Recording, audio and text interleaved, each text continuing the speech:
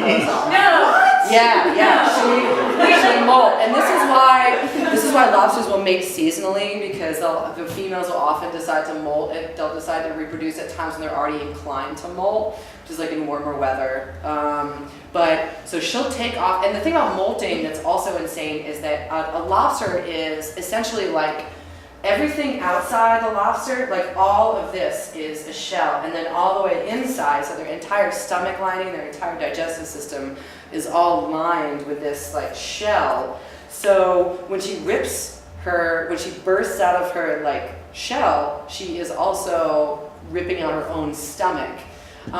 So then they take off her outside, and then she becomes that like white thing, you know, she becomes this like globular white thing, like Zoidberg, and then he like, you know, gets in her sperm packet and she stores it, and then they eat her shell, which is like helps her rejuvenate her own shell, like the calcium, and then she'll like, this is awesome. She will basically just leave his apartment, and then she'll sort of decide to come back whenever she wants, and eventually she never comes back.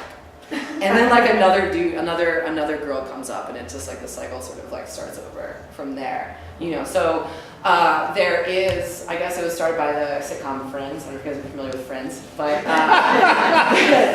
you know, like the idea that lobsters are monogamous, and they like most definitely are not. They're definitely not monogamous.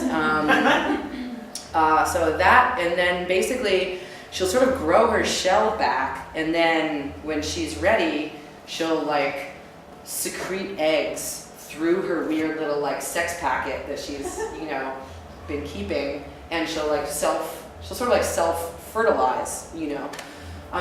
But the idea, oh, there's a signal, okay, whatever. So the idea essentially is, and this is kind of amazing, is that they, as an arthropod, have sort of like a romantic relationship with each other, and the biology necessitates a level of romance, and otherwise he could probably just, I don't know, it takes a lot of kind of prancing around for them to do this thing, which like the actual act doesn't really take that long, you know. So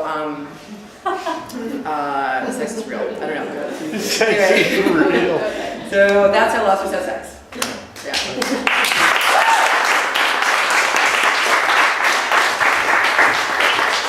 Ladies and gentlemen, Tom Kessler. Tom Kessler, Wham City Lecture Series. Ladies and gentlemen, Tom Kessler. So this brings us to the end of the evening, and the point in time where we talk about the future. The future of the lecture series is that we're going to have one more installment this season, and it's going to be on the 20th of November. It's going to be Becca Chambers talking about cakes, and a man whose name I forget talking about cosmology. He's an impressive physicist. Originally he was going to be cakes and quarks, but now it's going to be cakes and cosmology. A little bit less snappy sounding, but it's still going to be really cool. There will be live cake here. Will there be quarks? Cake. Yeah, quarks are going to be all over the goddamn place. So that is the upcoming lecture, and then after that we'll be back in January because everybody gets way too busy around Christmas. Does anybody else have any other shows that are coming up between now and November 20th? Yes? I'm performing on